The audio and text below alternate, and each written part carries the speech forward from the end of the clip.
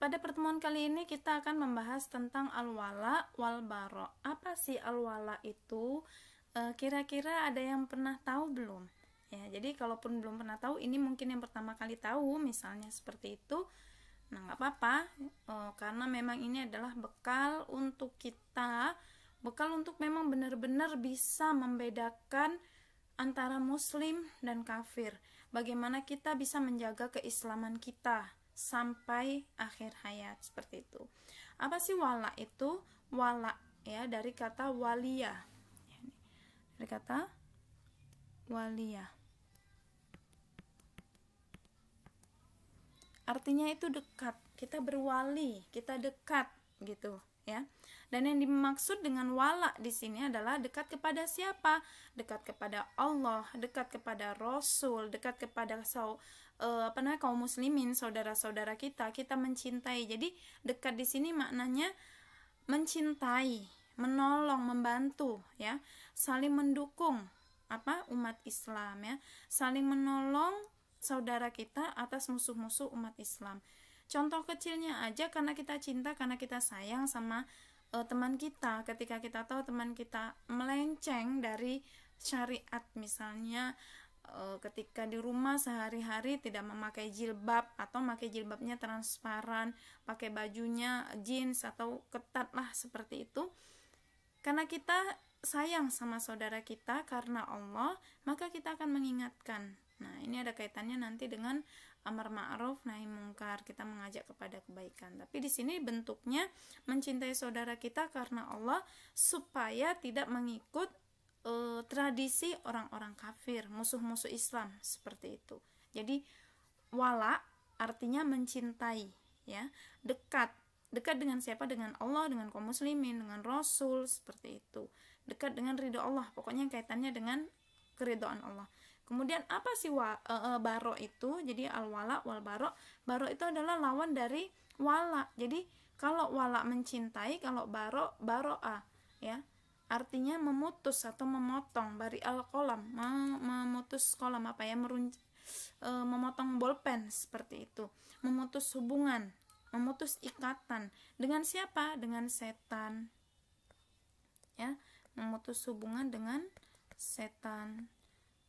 Terus dengan siapa lagi? Dengan musuh-musuh Islam ya, wali-wali setan. Siapa wali setan? Ada yang tahu nggak? Memutus hubungan dengan wali setan. Wali setan itu orang musyrik, orang kafir, orang munafik ya, Yahudi, seperti itu. BTS, ya itu walinya setan. Jadi kita harus berlepas diri. Jadi intinya wala wal baro itu adalah sikap kita mencintai Allah, mencintai Rasul, mencintai saudara kita ya, dekat dengan Allah, dekat dengan kaum muslimin, dan memusuhi atau menjauhi musuh-musuh Allah, yaitu setan. Nggak cuma setan yang dijauhi, tapi wali-wali setan juga dijauhi. Siapa saja wali-wali setan? Ya, orang kafir, munafik, musyrik, itu wali setan. Contoh-contohnya yang tadi Ibu sebutkan, manga. Nah, itu tuh penciptanya ya wali-wali setan, karena dia non muslim, dia pun menyembah api. Webtoon ya, K-popers, seperti itu, K-pop ya, yang suka ngedance. Apakah mereka muslim? Satu, mereka bukan muslim. Kedua, dance mereka mengundang unsur sihir, sehingga ada kesan ketika melihat itu seperti menyenangkan, terlihat sangat enak lah, seperti itu. Padahal itu adalah sihir mata, sihir telinga, sihir hati, yang menyebabkan seseorang lalai, menyebabkan seseorang terjerumus ya. Jadi paham ya, wala itu adalah cinta kepada Allah, kepada Rasul, kaum muslimin ya, saling menolong, saling membantu atas musuh-musuh Islam. Artinya kalau ada orang-orang kafir yang mengganggu umat Islam, ada orang munafik, ada orang fasik, ada orang musyrik yang mengganggu saudara kita, mengajak untuk berdekatan dengan syaitan ya, maka kita harus mengingatkan, menegurnya. Dan baro itu adalah kita berlepas diri, kita menjauhi ya, menjauhi setan, wali-walinya, dan yang menjerumuskan kepada hal-hal yang mendekatkan kepada syaitan. Nah, bagaimana sih kedudukan wala ya, wala wal bara dalam Islam, ya, kedudukannya sangat tinggi sekali, karena inti dari ajaran Islam itu adalah syahadat, ya. Inti dari ajaran Islam itu adalah syahadat, dan syahadat itu adalah mentauhidkan Allah, nah, mencintai ahlinya, ya, mengesahkan Allah, mencintai ahli tauhid. Ahli tauhid itu siapa? Muwahhidin. Muwahhidin artinya apa? Orang yang bertauhid, orang yang mengesahkan Allah, dari kata wahada, orang yang mengesahkan Allah.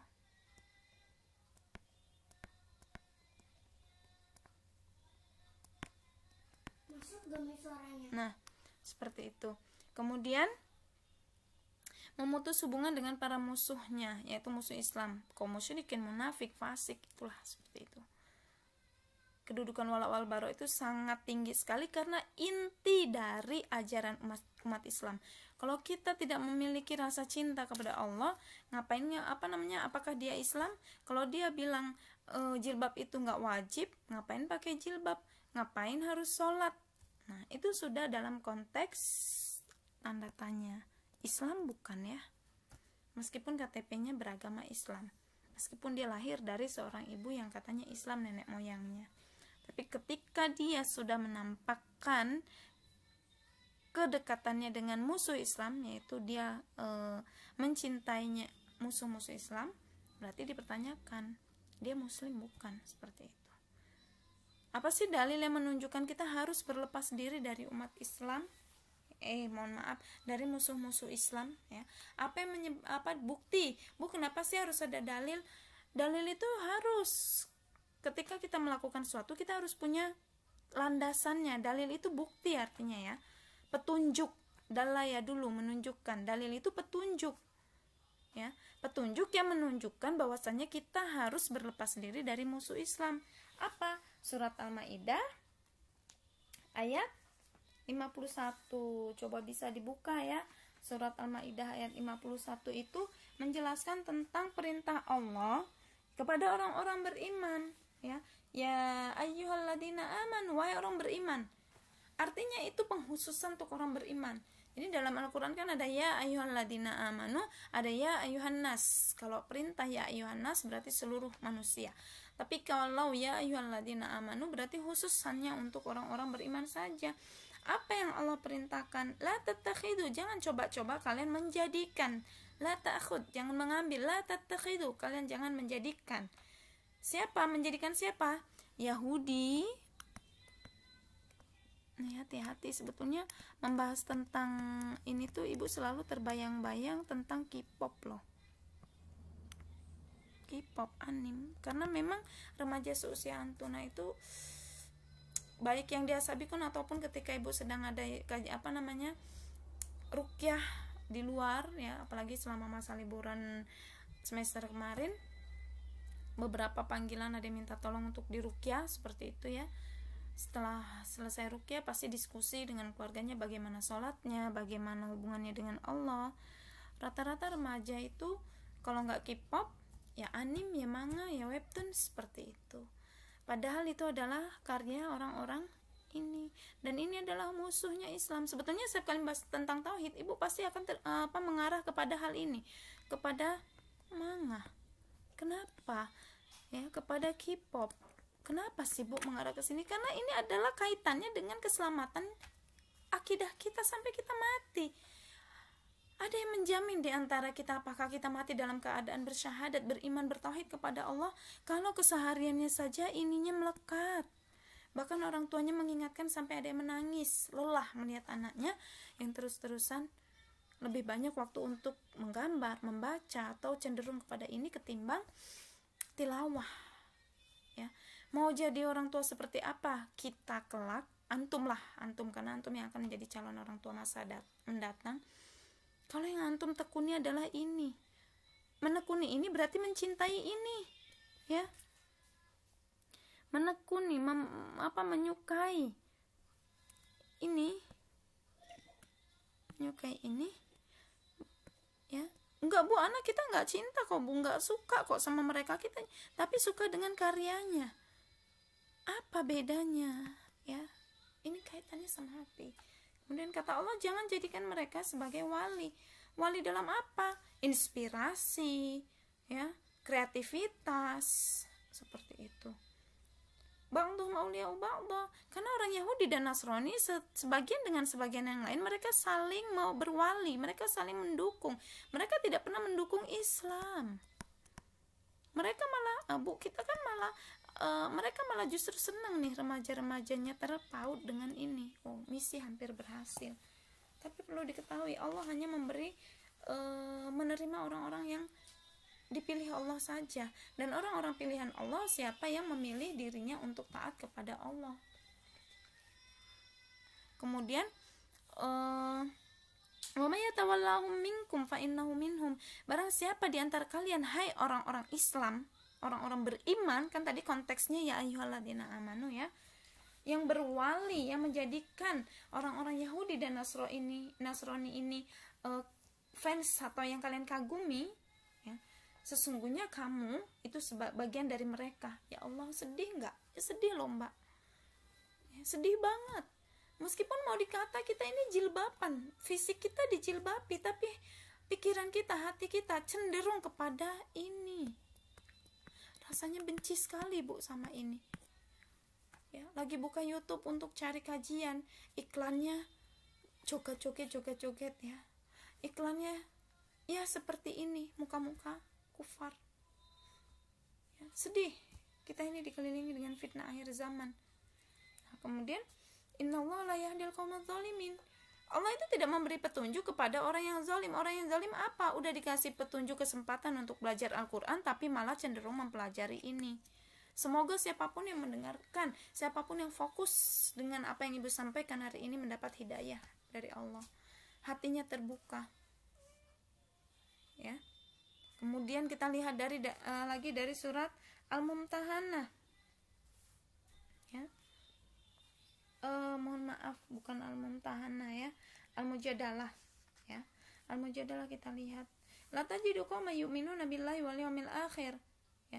Kamu tidak akan pernah mendapati suatu kaum yang beriman kepada Allah pada hari akhir, ya. Yuwaduna man hadallahu wa rasulah, saling berkasih sayang dengan orang-orang yang menentang Allah dan Rasulnya, sekalipun orang-orang itu bapak-bapak atau anak-anak atau saudara-saudara keluarga kalian, ya.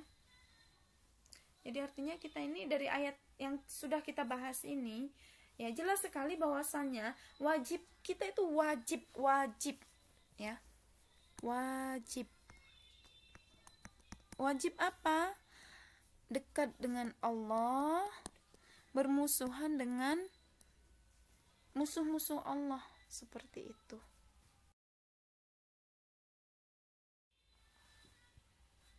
Nah, kemudian dalam hadis Nabi yang lain, ya, kalau tadi kan dari Al-Quran, bukti bahwasanya kita harus mencintai Allah, mencintai Rasul, orang-orang beriman, ya, dan kita harus memusuhi musuh-musuh Allah, musuh Rasul, musuh orang beriman, musuh orang Islam. Itu dari Al-Quran. Kalau dari hadisnya, awthaku ural iman al-hubbu fillah wal bughdu fillah. Kalau tali iman yang paling kuat adalah kita cinta karena Allah. Sama saudara sendiri aja kita bisa benci gara-gara apa? Gara-gara K-pop, gara-gara manga, gara-gara enggak lah, dia mah nggak cakep gitu doang. Kerenan ini, nanti baper gitu ya. Bagaimana kita bisa mencintai saudara kita? Bagaimana kita mencintai Allah? Cuma perkara hal-hal yang dimurkai Allah, yang dibenci Allah, kita udah ribut, musuhan. Jadi tali iman yang paling kuat itu apa? Cinta karena Allah. Kita mencintai seorang bukan karena fisiknya, bukan karena hartanya, bukan karena kecerdasannya, tapi karena keimanannya kepada Allah. Awsaku ural iman. Ya, jadi awsaku itu artinya apa Mbak? Awsaku artinya tali. Ini hadisnya sangat masyhur, ya. Hadisnya sangat masyhur, makanya minimal kalian pahamlah. Awsaku ural iman, tali iman yang paling kuat ya, hubbu fillah, mencintai karena Allah, al-hubbu fillah, wal bughdu fillah, dan kita membenci karena Allah, ya. Jadi kalau kita benci sama teman kita atau sama saudara kita yang K-popers banget, yang anim apa manga banget lah gitu, sampai yang sebegitunya, itu bukan karena benci kita nggak bisa kayak mereka kok. Bencinya juga bukan benci yang artinya ingin Mbak, memusuhi sampai nggak mau nyapa, bukan. Bencinya itu kita nggak mau seperti itu, dan kita memohon kepada Allah itu supaya dijauhkan dari hal-hal seperti itu. Karena kebanyakan orang yang benci dan menjudge bukan karena Allah, karena merasa aku mah nggak kayak begitu. Ketika dia sekali kena, itu lebih parah cenderungnya, ya, lebih parah kecanduannya daripada orang yang tadinya biasa aja, ya. Misal si A itu suka banget, suka lah gitu kan, suka lah bisa dibilang banget mungkin. Nah si B nggak suka, tapi si B tuh tadinya ketika belum suka tuh benci banget sama si A. Bencinya bukan karena lillah, bukan karena dia ingin mengingatkan, atau kalau kita benci karena Allah tuh kita bukan benci orangnya, tapi kita benci perbuatannya, lalu orangnya kita ajak untuk lebih lurus lah gitu ya, hanif ya, hanif, lebih lurus dalam apa? Beramal, lebih mencintai Allah, lebih berbuat baik untuk meninggalkan. Tapi kalau bencinya bukan karena Allah, biasanya seorang-orangnya dimusuhi, didiemin, dianggap remeh lah gitulah ya. Nah, kewalian kepada Allah ya, kita berwali kepada Allah, menjadikan Allah itu satu-satunya wali, satu-satunya ilah yang tidak dapat disembah kecuali Allah, ya, menjadikan Allah satu-satunya Rabb, satu-satunya sesembahan yang patut diibadahi itu dengan wala wal baro ini. Kalau kita nggak punya kecintaan, kedekatan sama Allah, kita nggak punya rasa benci kepada musuh-musuh Allah, kita nggak bisa menjadikan Allah sebagai wali kita. Nih, maka sangat jelas bahwa menjalin loyalitas dan ukhuwah selain karena Allah tidak ada gunanya di sisi Allah. Kita deketnya kayak apapun, best friendnya kayak apapun, kalau bisa tadinya tuh nggak deket, tiba-tiba bisa deket karena ini, sama-sama kegandrungan. Deket karena ini, tadinya mah nggak, biasa aja, bahkan cenderung kayak nggak suka, tapi karena connect lah, pernah nyambung ngobrol ini sekali dua kali, jadi kesannya kok kayak best friend. Wa'iyadzubillah. Ada nggak? Banyak. Silakan diintrospeksi ya. Mudahana dan kaitannya dengan wala wal baro. Nah, kita tadi udah paham ya tentang apa sih wala wal baro ini. Wala wal baro tadi artinya kan kita mencintai Allah, memusuhi musuh Allah gitu ya. Nah, apa sih mudahanah itu? Mudahanah ini kita pura-pura, terus kita meninggalkan amar ma'ruf nahi mungkar, kita melalaikan amar ma'ruf nahi mungkar, melalaikan ketaatan kepada Allah karena urusan duniawi, kayak apa ya, cari aman lah gitu ya. Kalau misalnya lagi kumpul sama orang-orang yang melakukan maksiat, yang gibah, yang menceritakan hal-hal tentang, paling gampangnya memang contohnya kalau usia santuna ini adalah K-pop, manga, anime, itu contoh paling gampang Mbak. Karena memang saat ini di depan mata remaja itu lalai karena ya tadi manga, anime. Iya apa betul? Coba nanti dijawab ya, boleh dijawab nanti via chatting WA. Iya atau betul? Benarkah remaja masa kini hal yang paling mudah untuk obrolan yang paling nyambung dan nyaman menyenangkan itu K-pop, anime, manga, ya, webtoon atau apa gitu, rata-rata ya, atau pacar atau someone somebody gitulah, itu yang biasanya disenangi dan membuat seorang yang tadi nggak cocok jadi bisa cocok seperti itu. Tapi ntar kalau udah selek dikit musuhannya nggak karuan ya. Nah itu karena tidak mencintai karena Allah dan tidak membenci karena Allah, tapi karena urusan duniawi. Nah mudahana ini tuh dia seperti itu, dia kalau kumpul-kumpul sama orang yang pelaku maksiat, dia cari aman biar dia dapat kayak kesannya nggak dibenci gitu Mbak, munafik ya kan.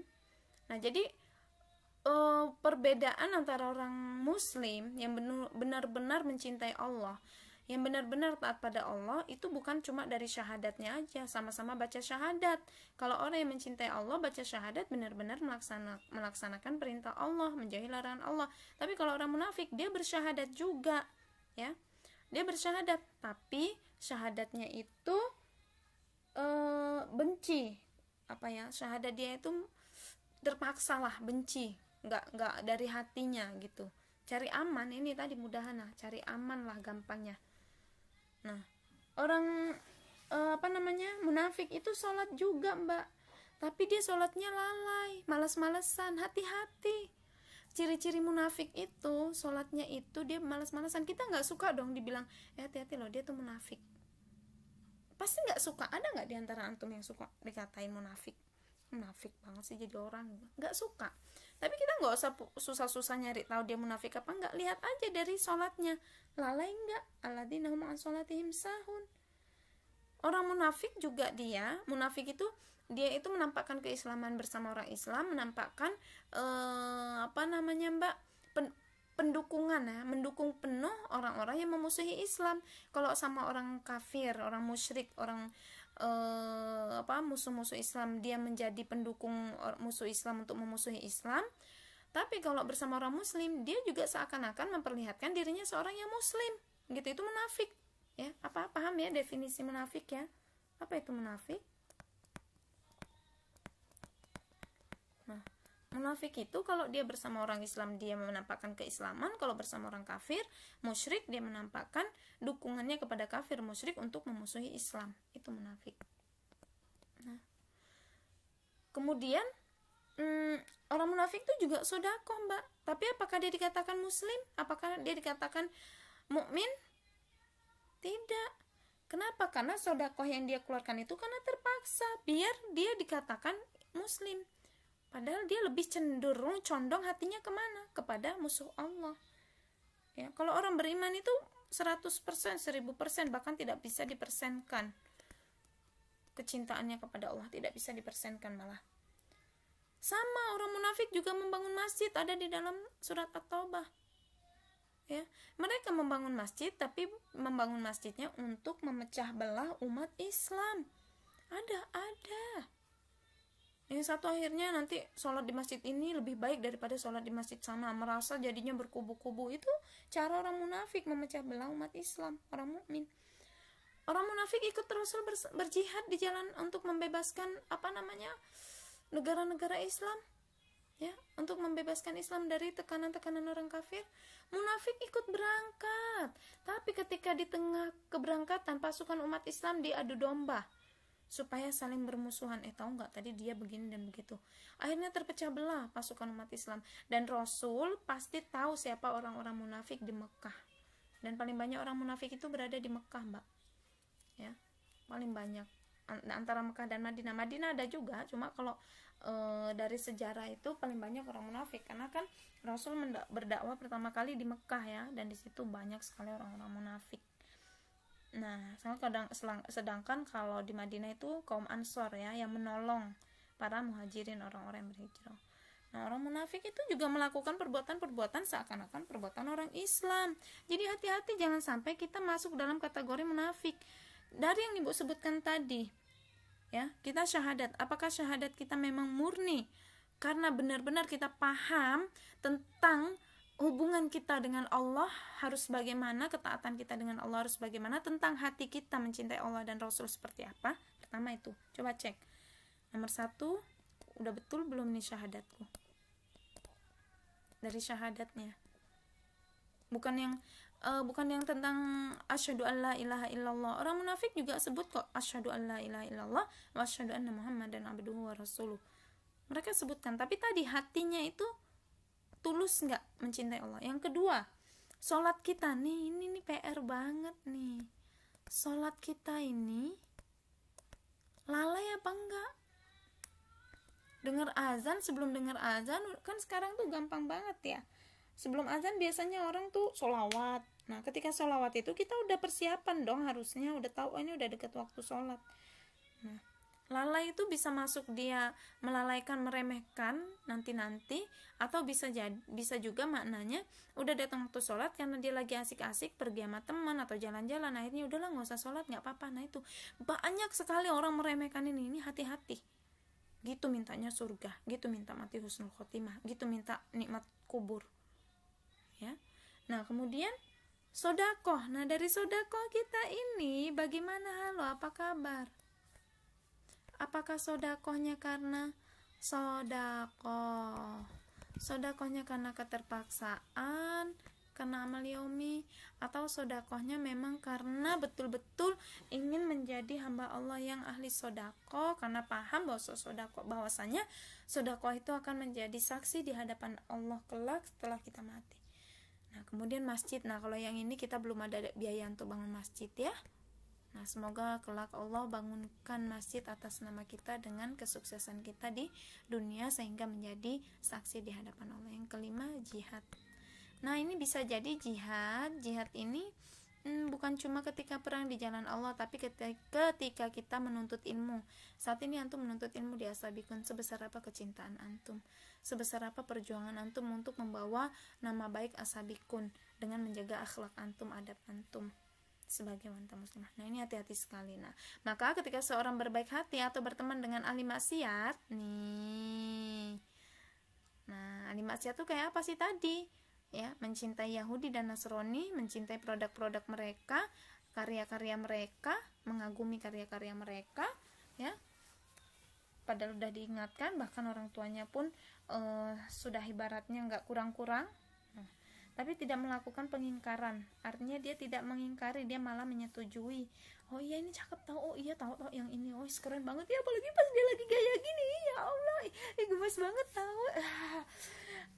Ibu sampai pernah suatu kali melihat orang seperti itu, ibu melongo, waras nggak sih gitu. Ibu sampai pernah ya, waras nggak sih, bukan apa mbak ya, artinya begini, ibu selalu mohon kepada Allah.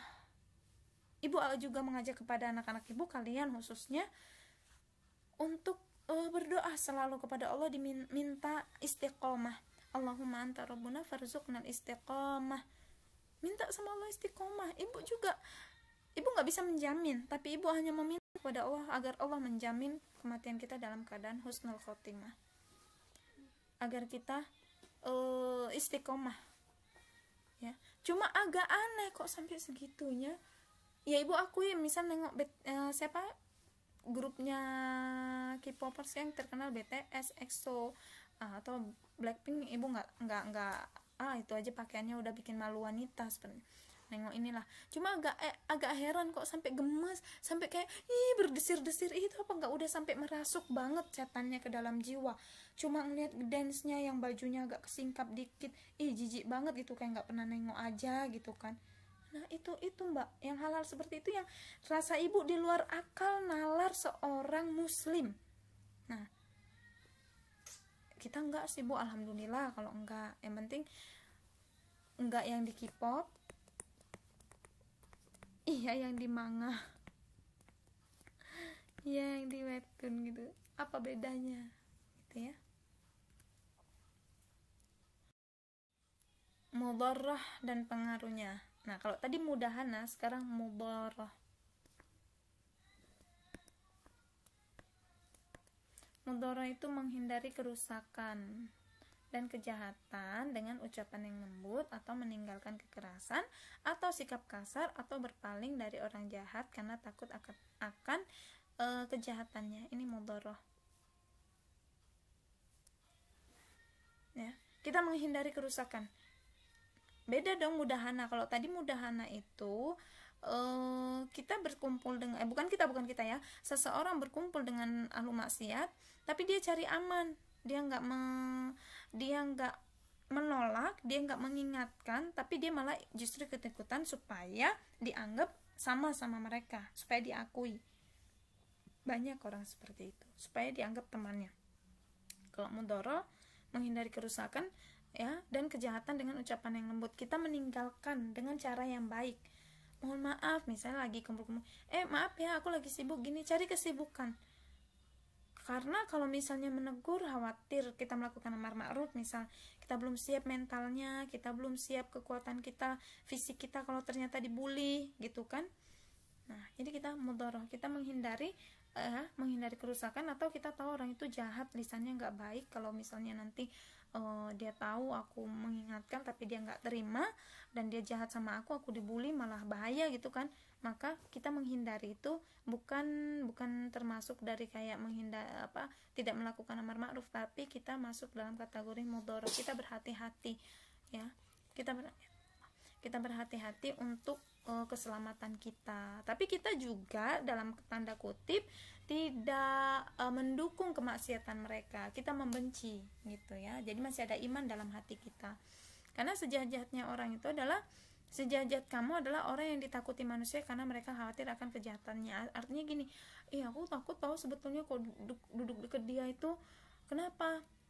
Gimana ya kalau dia misalnya lagi gambar atau lagi dia misalnya cerita tentang ini, terus kita tuh ngingetin atau kita tuh nggak mau ikut-ikutan lah, kita diem, nanti dia tuh kesel, dia tuh merasa kayak kita tuh nggak sayang dia, kita tuh nggak nemenin dia, serba salah gitu. Terus nanti akhirnya dia pasang status, dia ngomong begini dan begitu. Apalagi aku pernah deket sama dia, terus aku punya rahasia sama dia, aku takutnya malah dibongkar rahasia aku. Nah ini adalah sejahat-jahatnya orang. Semoga kita nggak termasuk dari ini. Itu garis kecilnya, Mbak.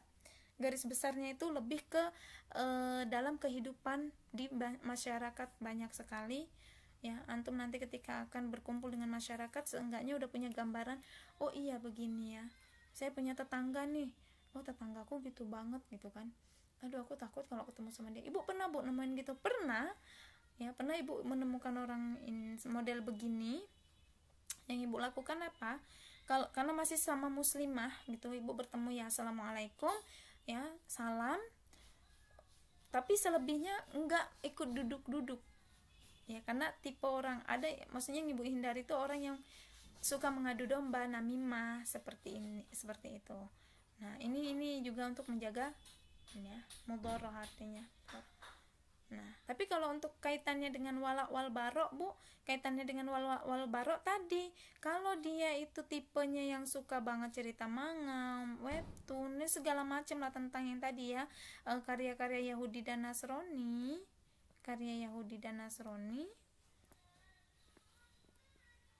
biasanya remaja sih kayak gini. Kalau emak-emak mah lebih ke gaya hidup, kalau emak-emak mah gosip gitu ya. Ini biasanya remaja seusia antum. Nah iya apa betul, pasti banyak yang iya bu gitu ya. Nah ini kalau kaitannya sama ini produk-produk karya mereka, takut kalau misalnya, karena Ibu juga pernah nemuin sih dulu pernah baca status dari dulu, karena pernah ada angkatan kalian itu tapi dia sekarang nggak ada di sini ya, nggak ada di kelas ini, kelas 10. Dia rukyah sama orang tuanya ke rumah Ibu, kemudian dia menceritakan ketakutan dia karena sudah kecanduan terhadap manga gitu kan. Dia sampai seakan-akan berada di alam bawah sadar seperti itu ya, pokoknya ketakutan banget lah, ketakutan akan mati karena nggak bisa lihat itu lagi, lihat karya webtoon itu tadi ya. Nah akhirnya dia menceritakan ada permusuhan, ada akhirnya saling menjelekkan satu sama lain ya. Tapi nggak ada di sini sekarang orangnya, sudah nggak tahu ya pindah kemana. Nah itu yang Ibu tangkap, inilah yang terjadi pada usia remaja seantun. Nah, nggak menjamin kok yang sekolah di Asabikun itu terbebas dari ini, enggak, karena menjamin itu adalah ininya,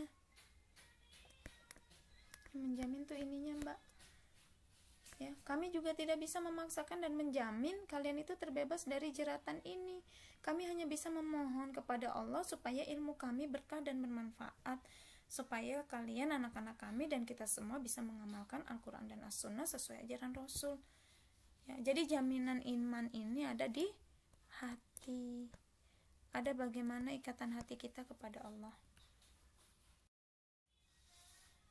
Nah sekarang kita bahas tentang contoh setia dan memusuhi karena Allah. Kita lihat nih sikapnya Nabi Ibrahim dan pengikutnya kepada kaum kafir. Tahu kan kisah Nabi Ibrahim alaihi salam? Jadi kita lihat dari surat Al-Mumtahanah itu loh, yang ayat keempat. Ketika kita sesungguhnya telah ada suri tauladan yang baik bagimu pada Ibrahim dan orang-orang bersama dengan dia ketika mereka berkata kepada kaum mereka, orang-orang kafir ya kan. Nabi Ibrahim itu Abul Anbiya, bapaknya para nabi ya. Nabi Ibrahim ini siapa? bapaknya para nabi. Bapaknya para nabi itu Nabi Ibrahim. Kenapa? Karena dakwah beliau itu luar biasa. Ya, semua nabi itu dakwanya luar biasa. Cuma beliau mendapat gelar dari Allah itu Khalilullah, dan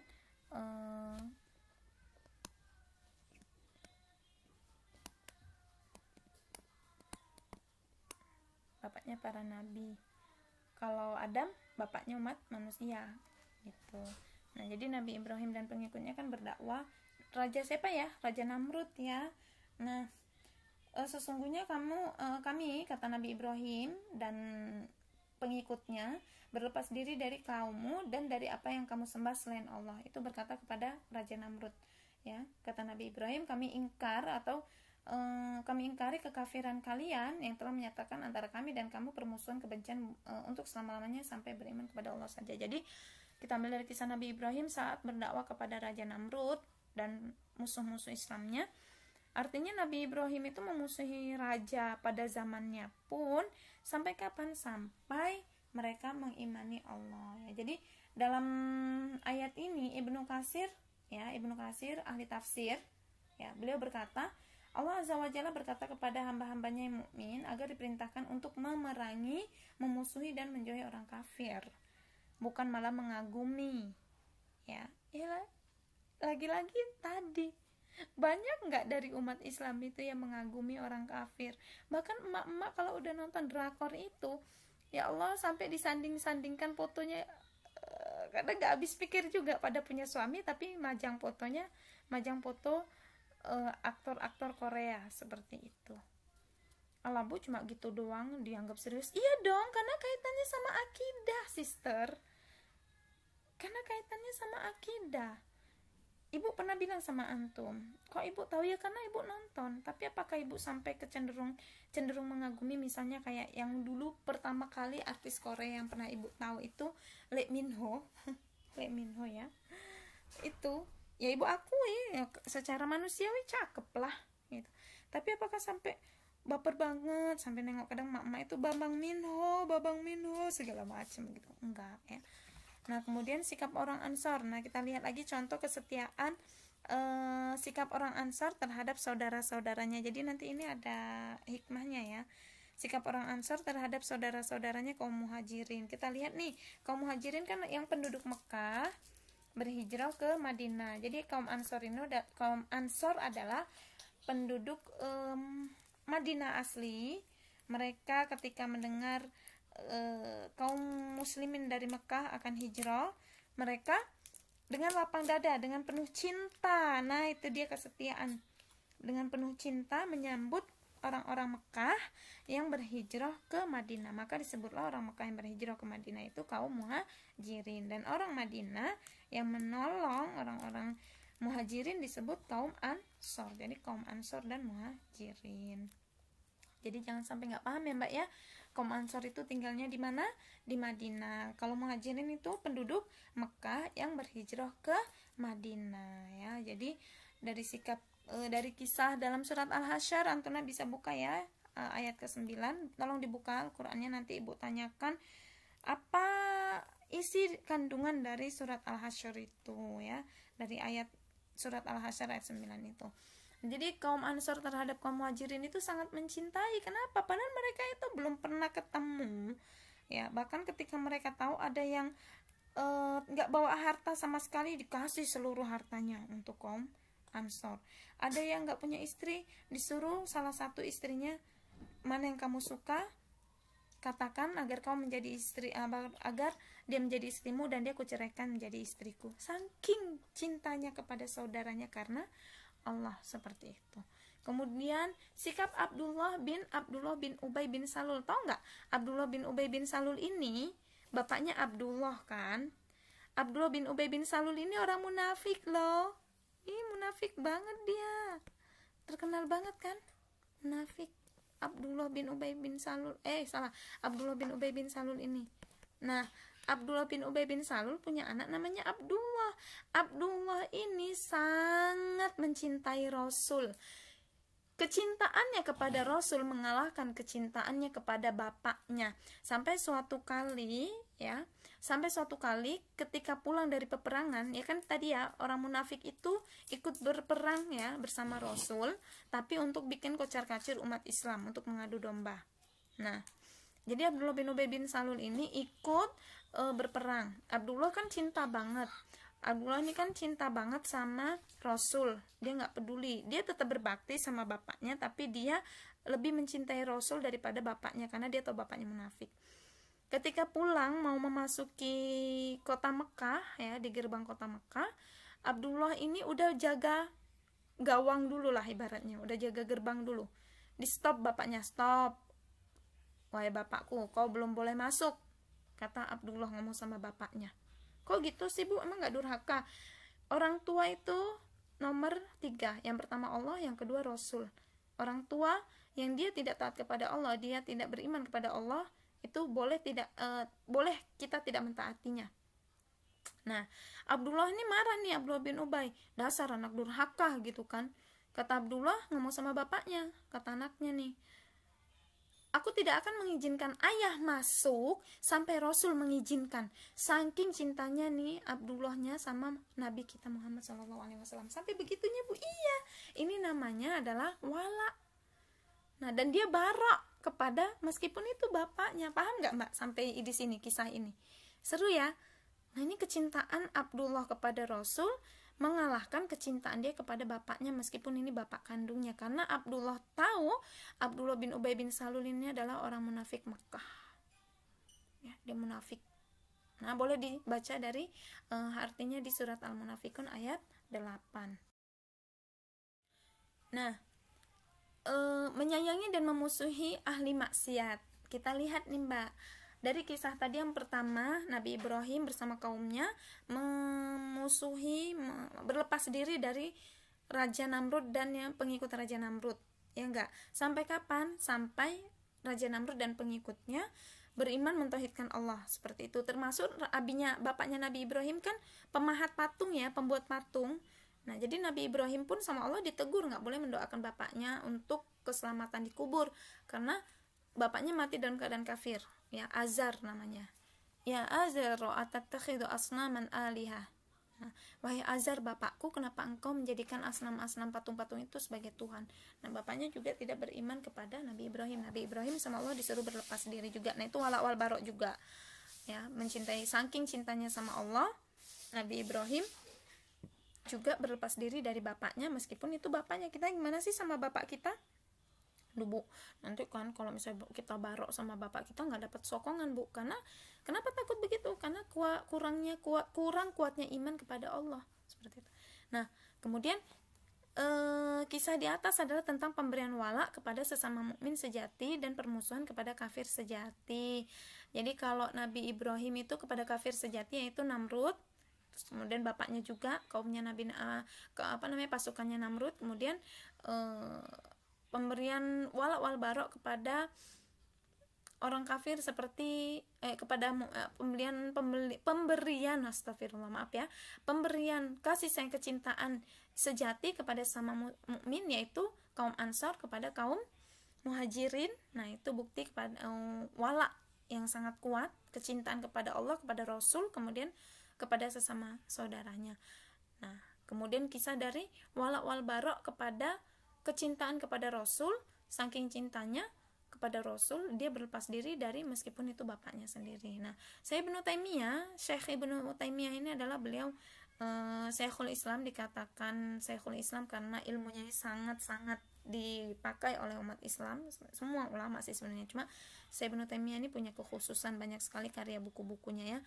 Nah, apabila berkumpul pada diri seorang kebaikan dan kejahatan, jadi kalau dalam diri kita ada kebaikan dan juga ada kejahatan, ada ketaatan dan kemaksiatan, labil nih, belum istiqomah, ada sunnah, kadang juga melakukan bid'ah, maka dia berhak mendapatkan permusuhan dan siksa dengan kadar kejahatan yang ada pada dirinya.